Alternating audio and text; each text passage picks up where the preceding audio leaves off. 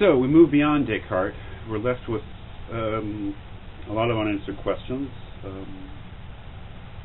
and a lot of problems. But we move beyond Descartes and we move into reading people like Locke and Berkeley and Hume, who are collectively called empiricists. What does it mean to be an empiricist?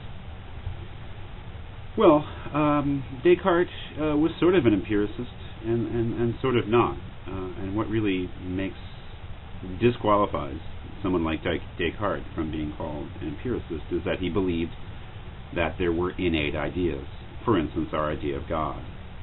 That is, that he found that he could find no source for his idea of a perfect being in himself, in his own direct experience, and that it must have come from something outside of him.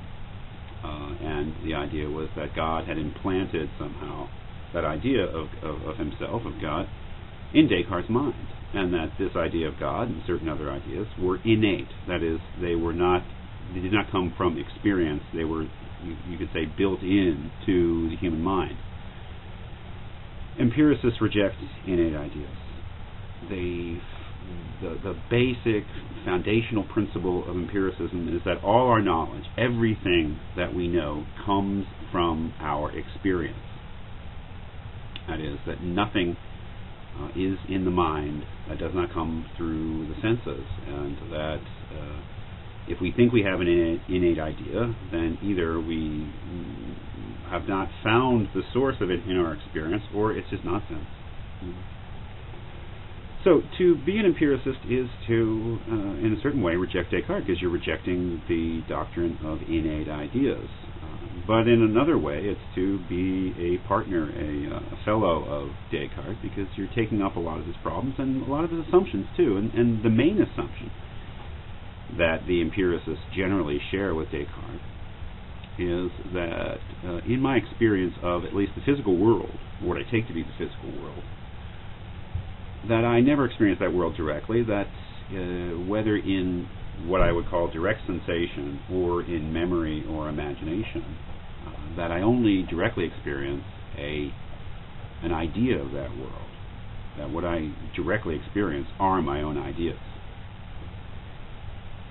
An empiricist like Locke or like Hume, well, one of the more difficult things to grasp or to clue into is that what we may normally make a very firm distinction between our sensations, which seem to be our direct experiences of the world through our senses, through our eyes, through our ears, through our tastes, etc., and the ideas we have in imagination and memory.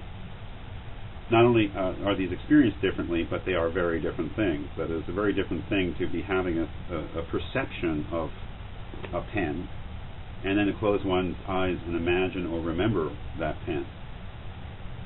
For an empiricist like Locke or like Berkeley or like Hume, that difference is a difference of degree and not of kind. That is, even in direct experience, and this is the key, I am experiencing an idea rather than directly the thing itself. And there are differences between sensation or impressions, as their language call it, impressions and memories, but the difference is in liveliness and distinctness, not in the kind of things that we're experiencing. So that may go against our common intuitions, and who's to say they're wrong, but that may go against our common intuitions, but something you have to understand the empiricists, to understand, well, even to understand Descartes. I guess we kind of have to implicitly understand this.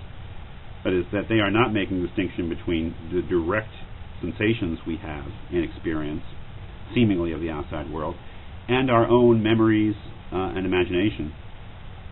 That, like Descartes' original position where he's doubting everything, or doubting the reality of everything, those things all come as a piece. That is, direct sensations are ideas.